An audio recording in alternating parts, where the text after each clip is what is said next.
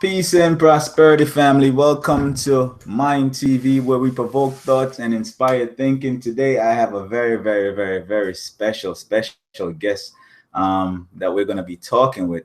This sister is absolutely brilliant. She sent me a book that she wrote, and I must tell you, it blew me away. I mean, I was totally, and I can't wait to just talk to her and get to hear where this beautiful work of art came from. And this is Tania. Can I'm gonna let her say it. I don't want to mess her name up. She told me to just say TORTOISWIND, but I want her to tell everybody who she is. And right now we're gonna bring in a beautiful sister, Tania. Hello, universe. I am blessed to be here. Attention, and I am Tortoise. That's my writing name. But since he want to put my government name out there, I'm also known as Tanea CHANTRELL on Facebook. We'll just leave it there. So, hello and good day to you. TORTOISWIND. Oh my God, you are an amazing writer.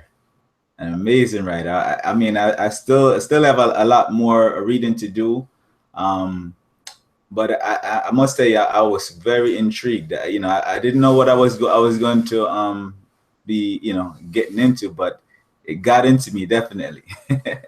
Beautiful. So tell us a little bit about you first of all. Who you are, where you're from. You know what I mean. Where you at and where you going. All right, I'll give y'all the rundown. Well, as you can probably tell by my accent, I'm in the South. So I reside in Tennessee by way of Tacoma, Washington. So I am worldwide West Side. And just down here in a little country town called Shelbyville. It's about 100 miles south of Nashville. 60, sorry, I gave it. Well, I stay in the country, so it's about 100 miles. But I'm a world-class writer. That's my new tag since he called me brilliant and a genius and a work of art. Like, you can definitely interview me anytime you wish with all those accolades. But I am the of I Am You. Simple title. It's so bright. There we go. I think that's a better view. But I Am You is my first piece that has been published. I self-published it. It is available through my website, TORTOISWIND.com. And it's my baby. I'm working on a lot. I Am You is my what's out. Okay. The little technical difficulties seem like you chipped out there towards the end, but the gist of it is that the book is her first book and self-published, and make sure we're going to get that website again so people can go and support the book. You also must have it available on ebook. Do you have it available on ebook? Yes, through Kindle. You can get it through as ebook version. And also through Amazon.com, you can get I Am You, but I have a website. You can get an autographed copy from TORTOISWIND.com. Okay, let's get into it. So, how do you see yourself? Are you just a writer? Are you a poet? Do you write poetry? Are you a novelist? Or what kind of? And you don't have to put yourself in any of those categories. I just want to get a sense from you, how you view yourself. Okay, well, I'm just, yeah, I'm all those things. I have a book out, so I am an author. I have a screenplay for something I'm working on. So I am a future filmmaker. But I also write blogs, which you can find on my website, and I still write in my diary. So yeah, I'm just, whatever the universe needs me to be at the moment, I just put the pen to the paper. It might come out as a poem, a story, a book, a movie, just whatever the world needs at the time. How long have you been conscious of your ability to write? Oh, had to be as soon as I hit the atmosphere. Um, I started writing very young, in elementary school. Always was a part of creative writing, won a lot of contests.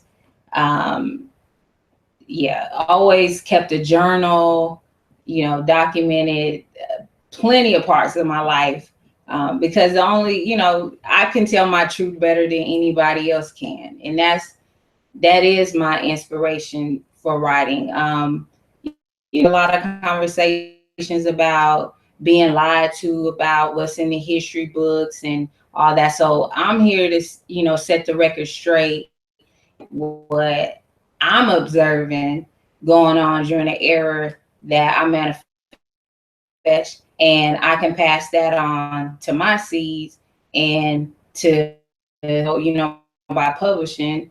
But and can't nobody deny my truth.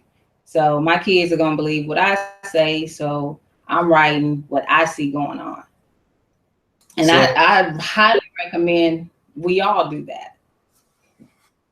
so where did that come from though? Did you have that as an example when you were growing up in someone that was around you at the time, maybe a parent or some sibling who was, where did that come from? Like you just wanted to write all your feelings down like that, and who was the first one to identify that you can remember? Well, the school that I attended in elementary school, creative writing was a big thing at a young age. Write your little story. I don't know if y'all remember the big beige recycled looking paper that had enough room to draw a picture and then like 4 or 5 lines. So that was first grade. Illustrate, write, illustrate, write. So school influenced it a lot, but my mom was a big reader. I'm a big reader still, and I read a lot. We traveled a lot. Both my parents were military, so we took car rides from Washington State down to Tennessee, stopping everywhere in between. And every gas station we stopped at, I would get a comic book. I was like into the Archie series, which then led to, just grabbing anything. So then as I was reading the stories, it just made me want to create in such a way and tell a story. Because the best thing then, as a child, you're all about, and it's put at least negative. And so that was my way to create the worlds that I wanted to live in, or the world as I would, whatever. It can be reality, fantasy, like when you put a pen to a piece of paper, there's no limit. Can't nobody control that.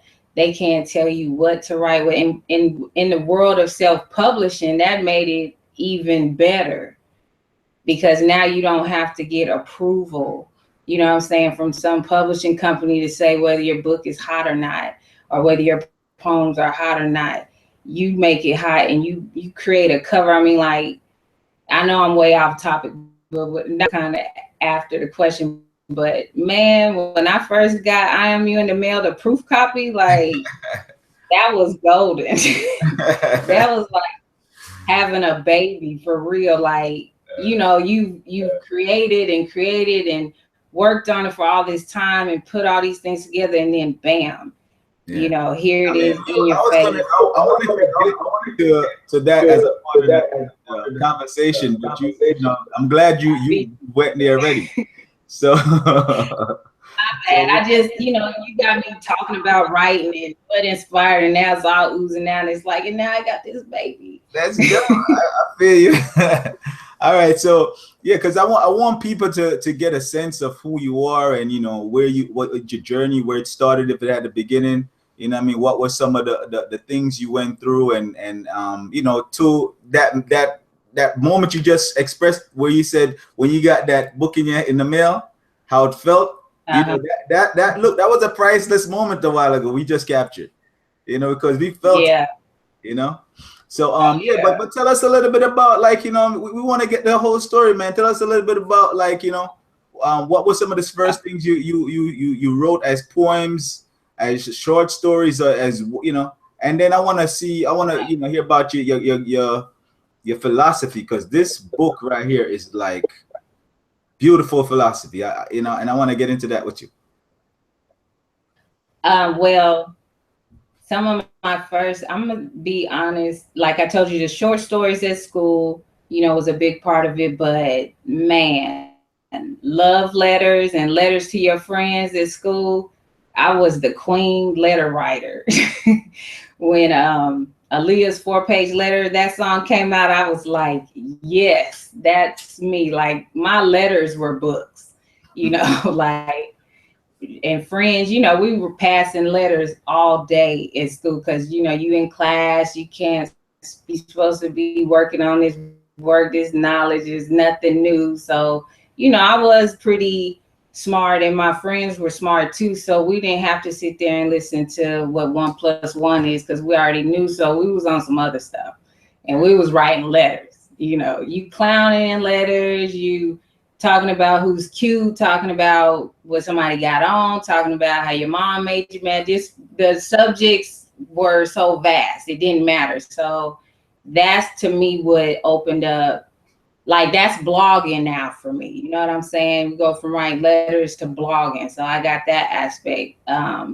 But books, I was in gifted classes, and Miss Gavigan, and she was a Trekkie.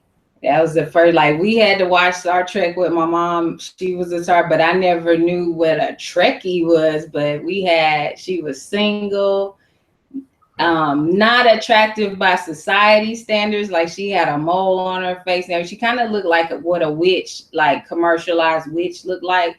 But she was so cool. Like, she was the coolest teacher ever. And there was like 6 of us in the class. So I'm the black girl. It's real diverse. I come from a military background, so we got like Filipino in the class, a white girl, black girl, the Japanese boy. Like, so it was real cultural up in there, so we would have potlucks and stuff. But our was right. She had one little area that had pillows and blankets and clouds and stars and all this stuff on the wall. Then over here, it was like the desk area. It was like all these different stations. And she'd be like, just go where you want and just write about whatever. And then we would do exercises like current events. So Desert Storm was in effect at that time. So guess what we were doing? Writing letters to the troops. So boom, here I go. Now I'm international. So then they always set up pen pals. So I had this chick in Florida. Her name was Tiffany. She was my pen pal that they had arranged. And I picked Tampa, Florida, because that's where I was born. But I had no remembrance. So it was like, I got these pen pals in Iraq going on, in Florida, and it's writing central in class, and this is what I'm getting graded on. And she didn't grade us on like grammar, and we didn't study commas and nouns and all that. And so a lot of my writings now, I just write how I think. You know what I'm saying? I don't try to make it perfect by society standard. I mean, I follow most of the rules, but if you read one of my blogs and it's like a run-on sentence, because that's how my mind was thinking when I wrote it. And I'm not messed up with that. So yeah. So like I said, I had the West Coast. I moved. It was when gang banging was big. So like in the middle school and the schools I went to, I saw people get quartered in, as we would say, or jumped in. And, I had friends get shot and killed when I was as early as like 5th grade. One of my first boyfriends, he was cool and nice, but he ended up getting shot in the head. And, so, my older brother, who's just a couple years older than me, he lost friends in high school.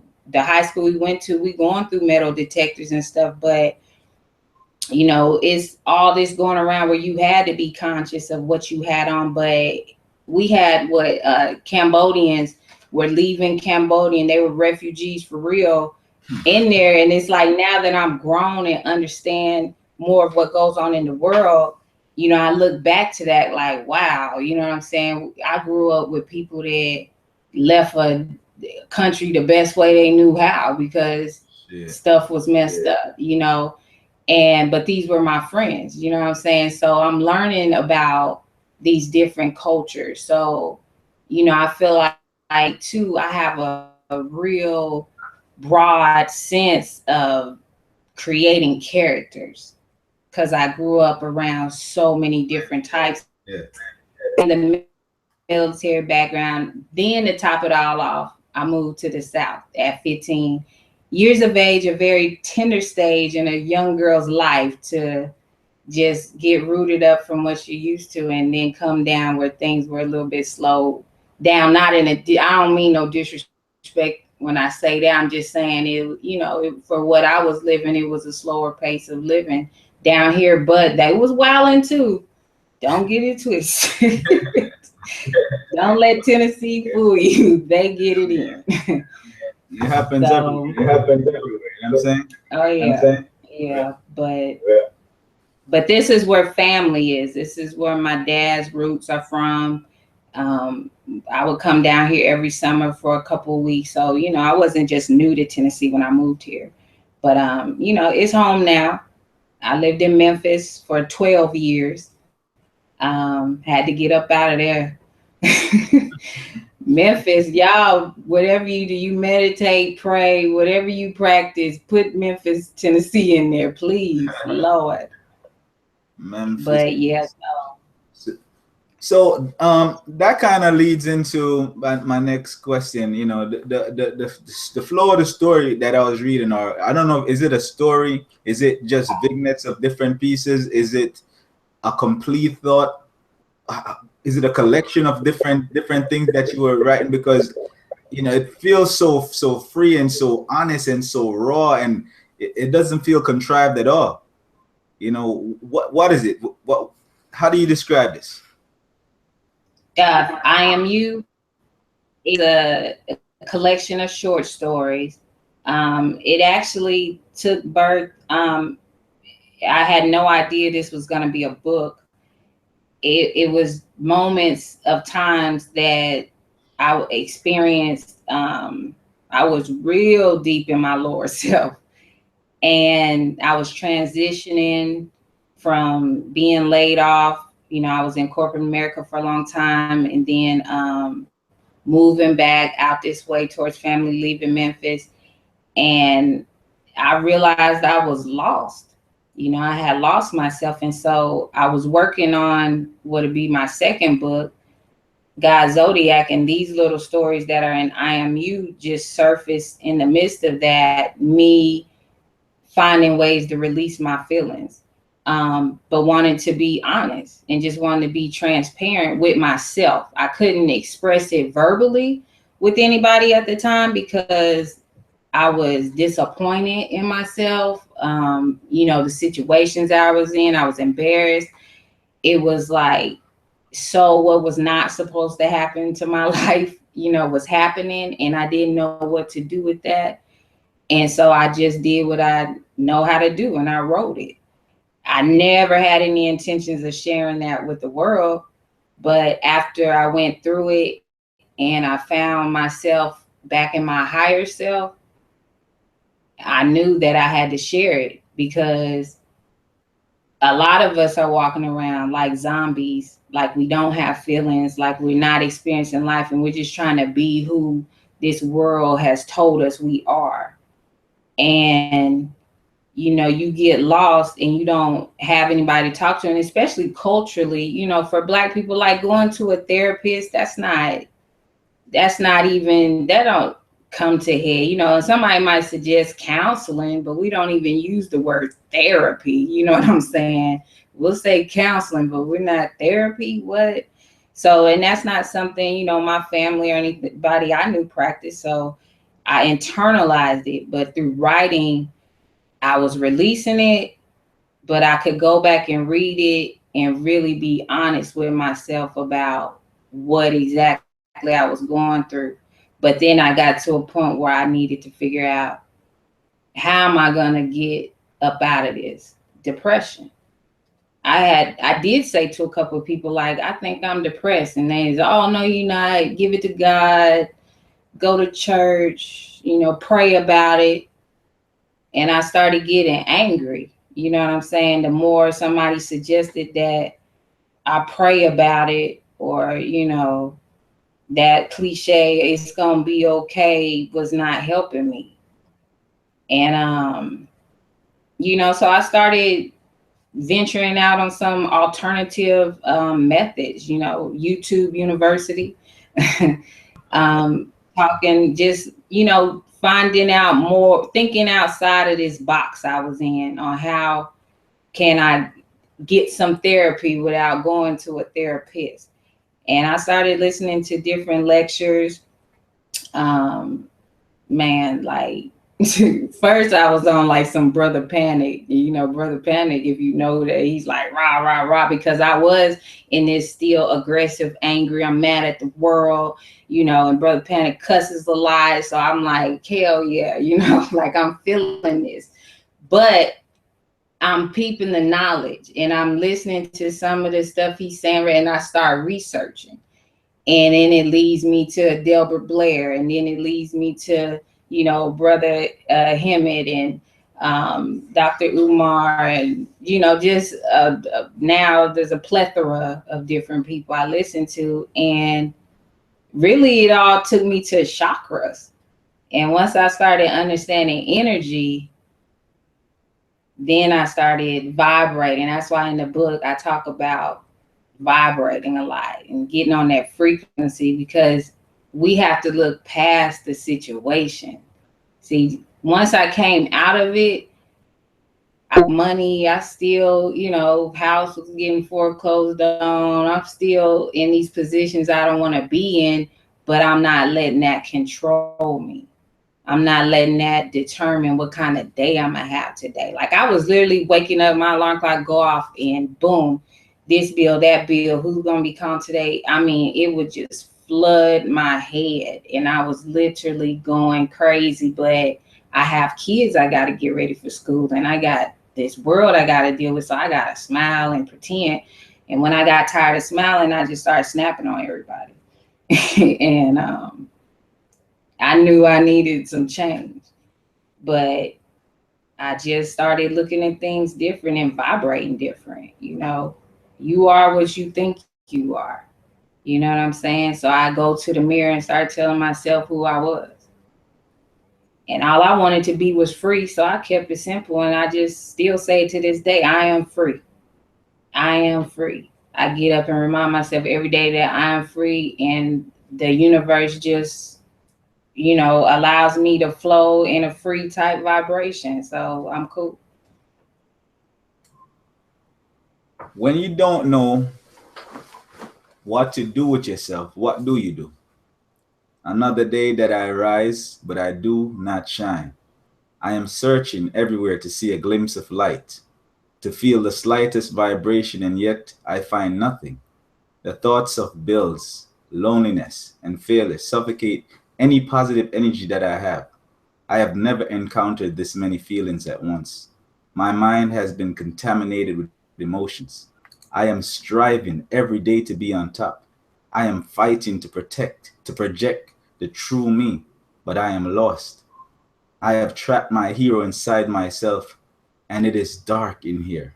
I thought I would find happiness outside of myself. I went to college. That didn't define me. I pursued a career in corporate America. That didn't define me. I am a mother, and though it is a true projection of me, it does not define me. No lover has come close to defining me, and religion has defied me more than defined me. The more I pour my heart and soul into these facets of life, the more it is revealed that I am not happy. Wow. Talk about that. Man, that's when you've hit rock bottom. Well, that's when I felt like I hit rock bottom. Like listening to you read it, having somebody else read it to me is wow. That's how I felt that day. That's what's crazy. Like that was my soul saying enough. You are not happy, and quit trying to convince this world that you're happy, because you're not. And I'm walking around living a lie. And the one thing is hard for me to be is fake. That will take my energy down to zero real quick, trying to, and it's look at being happy, somebody, all the time. That person at work, they're all chipper and da da da da da, but when they go home, you don't know how much they might cry. They might hate their life, and they feel like I gotta come to work and put this face on, because if I come in here and say how I really feel, I probably won't have a job, or people will think I'm crazy, or but I realized, man, I felt lonely, but I wasn't alone. Like not feeling a connection to be able to reach out to your own mom or your best friends, like, because you're that stuck inside of yourself. Like, that was a low. That was me all up in my lower self. Like, the lower self had dominated, because it gave me a reason to have an ego too, because I needed my ego to protect me. I needed my ego to get out here and pretend with everybody, because that person that my soul, what you just heard, that's how I was feeling, but that's not what I was able to project out here for the world. I couldn't let them know that I was, in my feelings, as people say. I was all in my feelings on that one. Yeah. That was I mean, the words are so powerful and so honest. I liked you had one in there where I think you talked about the full moon. After the full moon, it was very philosophical, very deep. Hold on, go ahead, speak again. What were you saying? I was just, the title is The Day After the Full Moon. Okay, the day after the full moon. um can you read a part of that for us? Of course. Let me get there. Okay, you want me to start from the beginning? Start from wherever you want to start, my sister. Wherever you want to Okay. start. Okay. I'm going to start on the second paragraph. It says, imagine floating on a raft in the middle of the ocean. During the day, the sun is blinding and scorches the flesh, draining your energy. You beg for the clouds to show themselves, to be your shield, to protect you from the light, so you can see your way to safety. The light is so piercing that you can only absorb it. Your eyes are so sensitive to the light that you must shut them. You still can darkness, and at this moment, you crave to be in the dark, because seeing the light brings you pain. The universe obliges you and sends the beautiful white fluffy clouds to give you relief from the light. Now you may see. Your eyes regain focus, and you see an ocean of waves flowing to the same rhythm. You and your heart become hypnotized. You concentrate on the pattern of waves that are reflecting the same sun that just blinded you. You concentrate on the moon that commands the waves to destroy you. You concentrate on the earth that will not stand still. The sun, the moon, and the earth conspire to control you. And I'll stop there. Wow, that is it's just beautiful, beautiful, beautiful, beautiful. um the moon, the sun, in everything, working together and against each other at the same time. I mean, that was dope. That was dope. The clouds, block the sun, but in the night they block the moon, and you need the moonlight at night. I mean, it was deep. It was deep. Yeah, it's in basically what it's saying is there are certain things that you just cannot control. And they all play different roles at different times in your life. So at one moment, the sun, the moon, and the earth, they're your friends. Then they turn into your allies and they turn into your enemies. Just depending on where you're at in the world or where you're at in your life. If you're in the middle of the ocean, you know, you need it to work how you need it to work. Whereas when you're at home, it really doesn't matter which one of them's out. You're shielded, you're sheltered. But what if you were just out here in the open and you can't tell the sun what to do, and you can't tell the moon what to do, and you don't control the earth? You have to just be, and you have to just be who you are and adjust accordingly. Sometimes the light is going to be your best friend, but sometimes the light is going to be the very thing that blinds you. It just depends on where you are. So at all times, you have to be ready to adjust as well as accept what it is that your day to day is bringing you. But you still have the option to choose, what you bring to the situation. Are you going to wait it out and float on that raft all day waiting for the moon to come? Are you going to jump off the raft and try to swim somewhere? Or are you just going to let go and drown? But you have the freedom of choice. Yeah, you have to make a choice, and the choice is yours. I want to ask you, because a lot of times when I'm listening to the presentations that are being presented about what it is the world is going through and what are the solutions to the many problems that we all are dealing with, it's always coming from men. It's predominantly comes from men. And I don't often get to hear, the female's perspective, because I think sometimes the society is so patriarchal and so male dominated with everything. It almost like nobody wants to hear, the what females have to say, how they feel about things. But I'm uniquely interested, because I think, if we come from our mothers, then our mothers are where we need to really be focusing on, because everything that's the first layer you pass. So I want to hear your perspective on how do you see things, and what do you perceive as are the problems and solutions to some of those problems.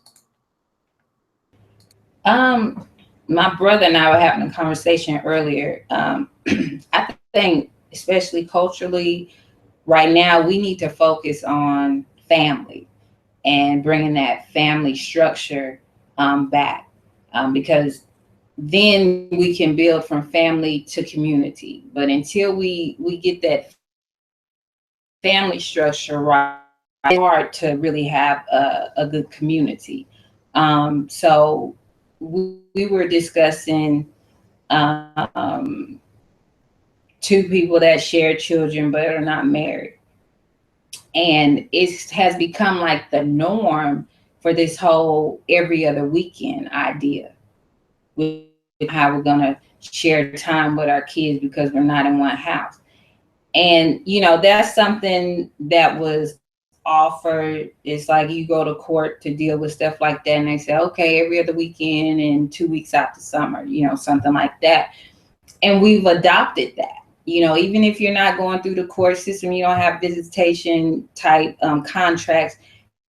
Naturally, it seems like more people are on this whole idea of this cycle of a child, which is usually with their mom, is going to see their father figure every other weekend, which really probably consists of maybe 72 whole hours in a month, because you're getting them by 6 on Friday, you got all day Saturday, and you bringing them home by 6 on Sunday. Let's just use that math.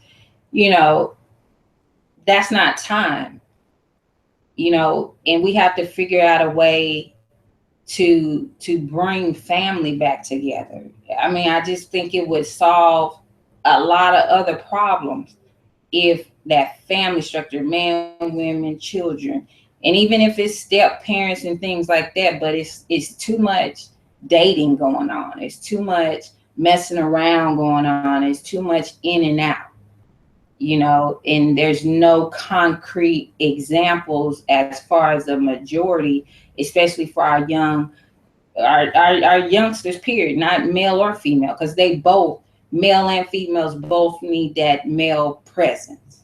They need to see, a lion be a lion. They need to see a king be a king. They need to see a man being the head. And, so we got to get out of this child support mentality. And when I say that, I'm saying the every other weekend, $100 a week mentality. That is not parenting. That's not parenting, but that's what we've narrowed it down to. Is as long as I get my $100 and as long as he come get these kids every other weekend, we straight. That's an agreement. You're straight. Your kids aren't straight. You know what I'm saying? We got to stop making these arrangements based on how we relate or based on what's convenient for us, and start really thinking about the kids and how is it structuring their thinking on what a family is.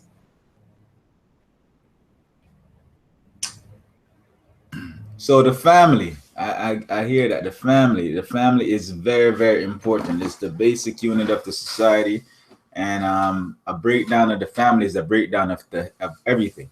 You know what I mean? Because without that as a paragon or example for our kids to see and to follow. You know what I mean? A lot of them gonna grow up thinking that just being a baby mama is the norm, or you know what I mean? Or like you say, just if she gets pregnant, as long as you have some money to pay her, once a week, or you know what I mean, you're good. But you don't have to be a father. You don't have to really spend time with your kid. It's just an obligation. It's just a weekend chore or a nuisance. And I think a lot of that comes down to just how we look at ourselves. You know, a lot of us don't define ourselves by the way they define us. That means if they tell you this is how a good parent is, then you believe that's how, that's how you have to be a good parent. And so we have to redefine ourselves. But I really today I hear a lot of people arguing over stuff like religion. They argue over if it's a Muslim God, a Jewish God, a Christian God, if it's the Kemetic gods, the Sumerian gods. How important is that for us as a people right now? How important is that conversation? Is it something that we should be? I mean, it's not every conversation can be had, but is it that important? How important it is. If it's causing separation, then I think we all just need to, at least at the moment, get to a point of accept your faith, what you believe, and be cool with that, and respect the next man's, and let's work out this other stuff and get back to that. Because so many different, just within our culture, people are pulled in so many different directions on that, whether it's Jesus, Muhammad, blah, blah, blah, the list goes on. And I see more people using that as it starts off as a discussion, and then it turns into a bashing, of the next persons, are trying to convince. I don't try to convince nobody of what I know God to be, because at the end of the day, what you believe, is what you'll be judged on, or, I feel like, you know, how you evolve or transcend is based on what you believe it to be. You know, life after death. If you think there's a fiery hell to go to, and you think if you live a certain lifestyle, you'll go to it, then that's probably what you see when you go. You know what I'm saying? So I think, like I said, that's a good question. And my thoughts is like, I hate this is gonna sound, I don't even know if I should say that. You know what? I'm gonna pause. My brother wanted to chime in on this. I'm gonna let him talk because I gotta get my words right. Go ahead, bro. Let's get it in. Let's get it in. Yo, peace. That was a great question indeed, and you know, we have to look at it also from a cultural standpoint when we're talking about it, because, you know, I Am You is a universal book, a universal thought. It's a raw human experience. So when we're talking about religion and things that have a code, things that you have to adhere by to say that you're a Muslim, you must do these things. If you're a Christian, you must do these things, or are you truly that? You know, but like you were saying earlier about what she wrote, it came from the soul. And the soul, one thing that I think that most people can agree on, at least people that have souls, is that that is the raw core you. So does your soul say that you're a Christian? Does your soul say that you're a Muslim or whatever? Or what are the rules and regulations? We know right from wrong, but your soul is being constrained by your physical, you know, adherence to this religion or that. And you may say, okay, well, in the Bible, it says sleeping with another man, if you're a man, is an abomination. But how many Christians do we have that although that's in their tenets and the religion that they say that they're in, they move past that because they have a different philosophy or understanding, you know, well, God loves us all, and, you know, and not knocking anybody for being that, but just using it as the example. You know, can you truly be something that you're not even moving in alignment with? You know, so as a culture, and I'm saying as a culture, as black people here in America, you know, where we've kind of had the same experience, who are we without anybody else's influence, without any Cambodians or Mexicans or anybody else's culture that we assimilate into ours? Who are we when we're just us together? So even on an individual level, who are you when you're by yourself? You know, if you want to front, like you said, you had to put on the persona, your ego, to go deal with the world. But who are you when watching, and are you the person that's sitting there crying or depressed and going through what you were going through? Are you truly genuinely happy? Are you living your truth?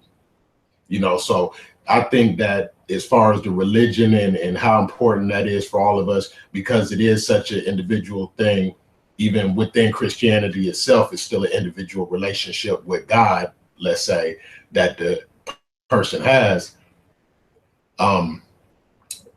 It's important, but I think spirituality and people just being true and in tune with their soul is the most important thing before you start putting the attachments of this religion or that religion on it. And I'll leave it at that. Wow, profound, powerful too. But definitely, I like the way you broke that down, bro. And I think, you know, it comes down to, like you said, to each his own, because it's always going to be an individual thing. So I asked the question because I really want to see where you know how women perceive this. I know how we as men perceive it. You know what I mean? I wanted to know how women perceive it. Like what's the state of our people? You know, our priorities where they need to be. Then I wanted to kind of segue to how do you see the state of this? You know, black women. Where are women where they need to be? What's going on there? You know what I mean? And how if there are layers or levels of like, you know, that you can rise from your lowest self to your highest self. Where are most women right now? I think black women are actually at higher state of being than what we're given credit for. Because the media, and I'm not saying it doesn't happen, because we see it on YouTube and stuff, but what we would call, say, like the ratchet or very lower vibrating, cells, is, yes, out here, but there are so many high vibrating Black women out here getting it, like, and that image is not put out there. But it is. We are out here and we're vibrating high. What I happen though is we can't just keep jumping dimensions and going higher and leaving our sisters and brothers and children behind though. And the Black woman, yeah, this whole independent been put out there, and and I do hear that complaint from a lot of the brothers in the community, like, if the women that do have it going on are doing some things, but that there's this attitude, or that this whole "I don't need a man" type mentality is out there. And so there's that disconnect right there. But really and truly, if the Black woman just tried a little bit harder to reach back, and because we can soar and reach back at the same time, I promise you, we got that type of superpower. Like, that's what I'm trying to do right now. I'm trying to reach out, like, with I Am You and exposing and being transparent. It's like I know so many people on so many different levels. I don't care, where you from. I know from the hoodest to the goodest, what I'm saying, to the White House, from Yale to jail, all types of women, and they all have something to offer. And it's like, this is gonna sound kind of crazy, I enjoy telling my story now, and to be able to connect to somebody to say, but you can rise above, what I'm saying, and I'll take you with me, let's go. What I'm saying? Like, a saying I hear is, if you teach a man to think, he'll save himself. What I'm saying? If you teach a woman how to be a nurturer, we'll save the world. What I'm saying? We lack, it's like that nurturing aspect is missing now. Like, we're so on boss mode that we forget to come back and nurture the planet and vibrate a nurturing frequency out here to say, I got you. What I'm saying? Just that, like, just grabbing the whole world and just hugging it and saying it's gonna be okay. That's the power the Black woman has. The Black woman has the power to calm everything down, and we got to remember to do that. But we've been taken out of those roles. Society, we started working and wanting to be outside of the house and wanting to be away from the kids and things like that. It's that natural ability to nurture. But if we vibrate on that accord right there, oh man, I mean, this planet of healing, but we got to get on that vibration. So the Black woman, as far as our importance in society, in this, on this planet, in this universe, not just Black America, everybody needs us. What I'm saying? We feed the world. What I'm saying? And it comes through us. And I hate for anybody that believe different. Don't matter. That's the truth. It comes through us. But we gotta give back. So all the Black women listening, take a moment and just give back. Like, help the next person. Just love somebody. Like, put a face. What I'm saying? Because once we get that energy going, everybody's happy. Is, trust me, is what the planet needs. So, yeah. Recently we lost Sister Afeni Shakur. Earlier, prior to her was Prince. I mean, every day people are transitioning, and they're not always celebrities or always well known. And so, you know, condolences go out to anyone that's lost anyone at any time. But I wanted to talk about Afeni a little bit. Get your you know your vibration on her, what she you know she meant to you, if she meant anything at all, and you know, just get a sense from you. She was like every Tupac fan's mom. Dear Mama made us love her. You know what I'm saying? Like literally when I heard that she passed, my heart, like I felt that pain that I still have my mother, but like for me it was different because like Tupac's not here and then his mama died. I felt obligated to like feel some type of way on behalf of my brother, like because I loved him. You know, just what he brought, his music, his truth, you know, who he was. And him in Dear Mama, it was like he gave us this glimpse of his mother, you know, not anything, you know, we knew she with the drugs and whatever. And even though it wasn't the perfect setting and she wasn't the perfect mom, he was still paying homage to her because this is the lady that gave you life. You know what I'm saying? This is the vessel that brought you here. And so it was like,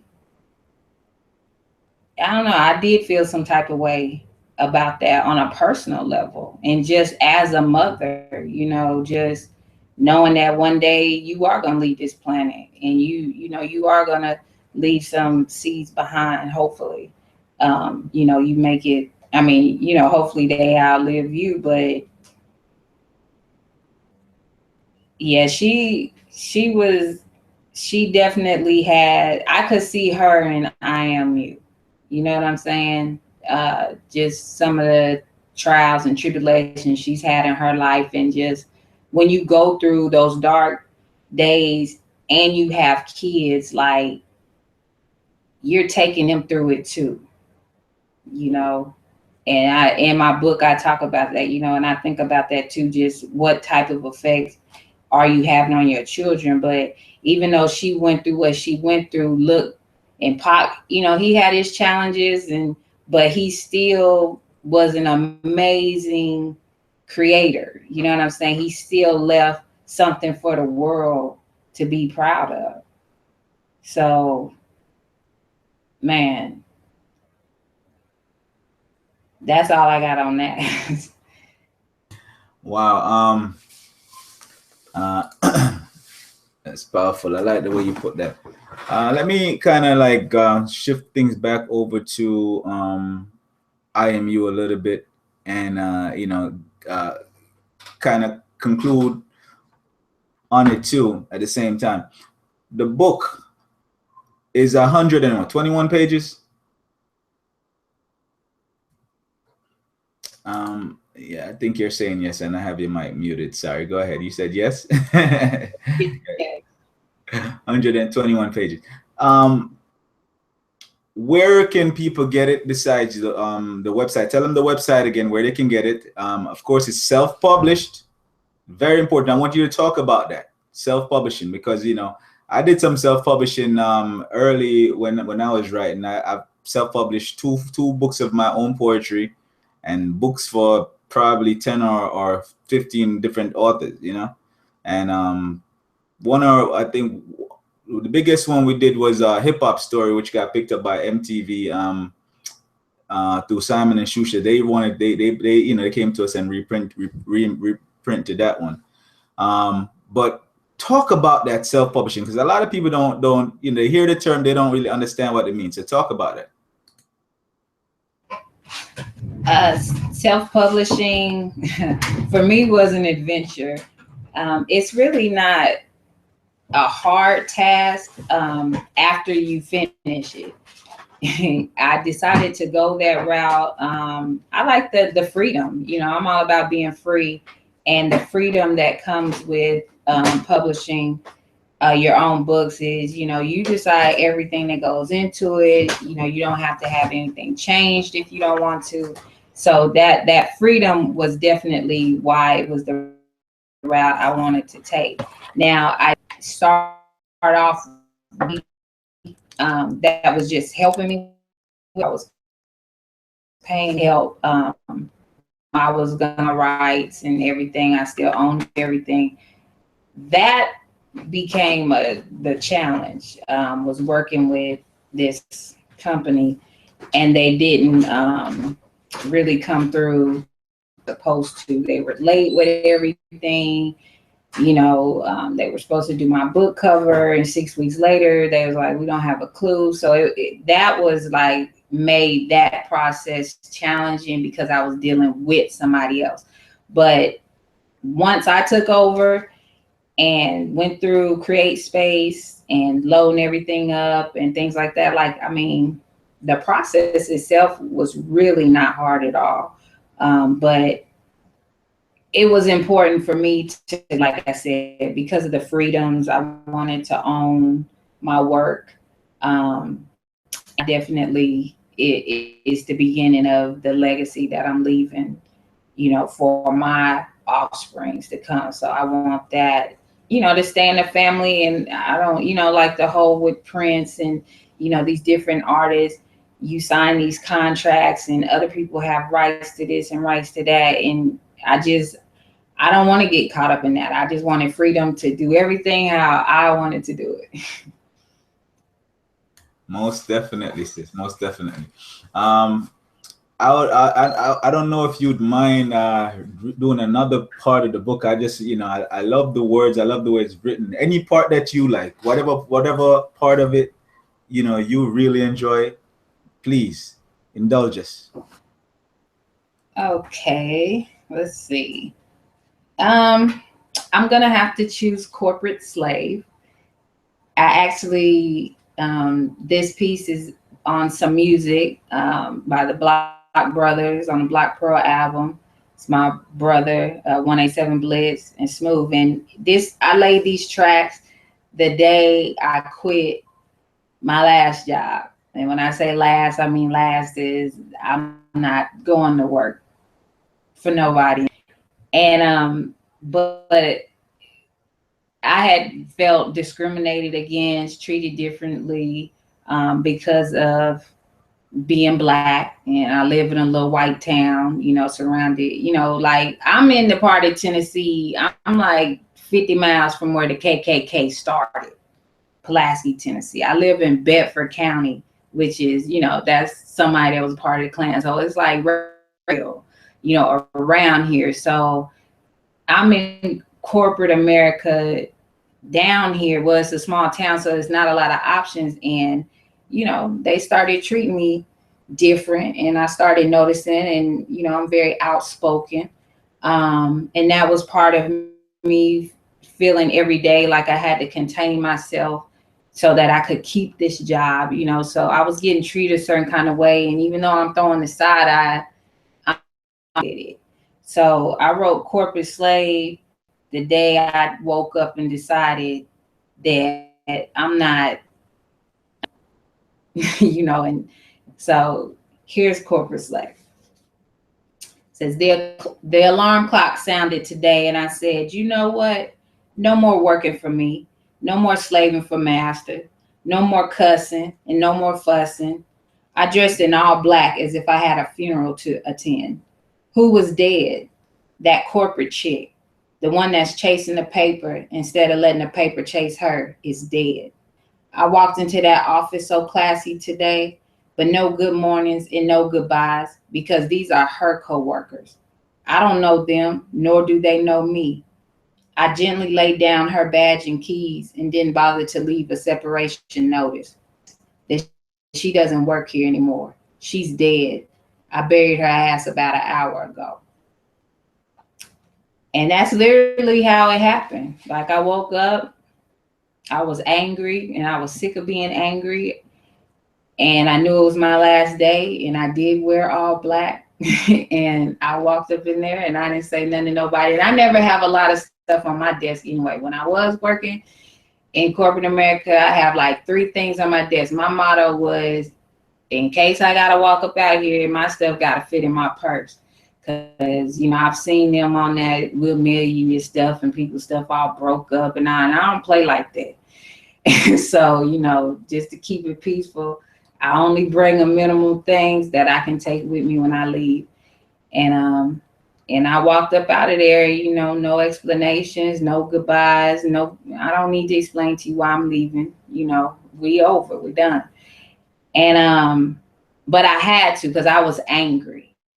I was angry. It was a lot of BS going on. And the reason I quit that day, because I was at the point where my lower self was like, what's up? You know, and I was ready to just be real confrontational. So in order to keep my peace, you know, I walked away from the situation, and I really got serious about writing I Am You. Well, I was working on something else, but you know, I got more serious about what it is I say I want to do in this world, you know, who I say I am. And it was a leap of faith too, you know, because when you have kids and you have responsibilities, you know, you need an income. But I wasn't earning an income there. I was a wage earner. You know what I'm saying? So I was a slave. I was a slave to a clock. You know what I'm saying? We got 30-minute lunch breaks. Well, I like longer than that to eat. So that was already a problem. You know what I'm saying? Like little stuff like that, that now, because I've been gone away from that type of environment, like I can't go back, because you can't tell me how long I take to eat and when I can use the bathroom, or I got to ask you for days off, or something happened, my kid is sick, I got to call and explain that to you. Like, I'm not into all that explaining, you know, because I'm free, you know. And so I love that, my when sister. you claim that, you got to live that, you know. I love that, my sister. I love the way you broke that down. I mean, it was definitely well said. I don't think you need to say no more. You broke it all the way down. I mean, I haven't worked for anyone for almost, damn, it's a long time. I can't remember. It's been a long time. So I know what you mean. Going back and begging for days off. I mean, I'm not, no knock to, no shots being fired if you got a job. You know what I mean? Don't go quit your job now. And then when you can't pay your bills, you blaming TORTOISWIND and to Hut 9. It's not our fault. But what she's basically saying is that, you know what I mean, she's liberated herself because she's found another way to do what you haven't found yet. And that's all it really means. So to each his own. My sister, please tell us where we could get the book again, and how we can get in touch with you, how people can find you on social media, and so on and so forth. Okay, and let's see. The book is available on tortoisewind.com. That's TORTOISWIND.com. Also available on Amazon.com, as well as Kindle.com for the ebook. If you would like to get in touch with me via email, have me at an event, motivational speaking, something wonderful like that, do a reading, then you can hit TheWind.com. That's the word promote, the wind not .com, I'm sorry, promote the wind at gmail.com. So for any events or engagements. And then also I'm on Facebook. You can just type in Tortoise Wind, TORTOISWIND. And I'm finally on Twitter. So I'm at one Tortoise Wind. That's how you get at me on Twitter. I'm new to Twitter, so work with me. But I'm learning it pretty fast. So that's how you can reach me. Again, the book is I Am You. I want to thank you all for listening. I know I talk a lot because I am a writer. So, but I'm grateful. I appreciate you taking out the time to have me. I enjoy the conversation, and you know, I loved hearing you read from my book. That was like awesome. So, you know, big shouts out to you. Oh, and to everybody, if you do not have this man's movie, What Goes Around, you must get it. Dope. That is such a great message. Me and my friends, we're using that as a tool for our teenagers about sex and HIV and all that. This is a good tool for your teenagers to talk about HIV, but it is an amazing movie. So definitely get it. I have it, loved it. And my friends that I've allowed to see it, they love it. So good job on that. And I got to order your other two movies. One's a comedy, right? The first one. Yeah, there's foreign, but we don't really have that one anymore. That's kind of Uh, out of stock. But I'll try to see if I can dig up something for you. I'll work on something for you specifically. And the other one is Bashment, the Fork in the Road. But yeah. anything else you want to say, my sister, say it, and we'll close it down. And you know, I'm truly truly pleased, um, you know, to have met you and to be connecting with you. We definitely want to have you back on the show. We're gonna have to, have some more sessions because we, I admire thinkers, and my sister here is a beautiful mind, and I want to just encourage you. Whatever you're doing, keep on doing it. Don't let the doubts or anything creep in your mind. You know what I mean? Just stay focused and just know that you've already made enough progress, and there's just more progress to be made. So just stay focused and stay strong. Again, thank y'all for watching. You're watching Mind TV. We want to thank TORTOISWIND for being on today. I'm M9NDtv, your host. Again, this is the place where we provoke thoughts and inspire thinking. So make sure you subscribe. Hit that subscribe button right now. Hit it a million times. Help us to build this platform. Share on your social medias. Tell your friends. Tell everybody. You know, TORTOISWIND. Anything else you want to throw in there? I just want to thank everyone again. Thank you. And shouts out to the universe for being almighty. And hey, hashtag I am you. We are all we got. So everybody vibrate high today. One, holla at you. Peace out. Woo!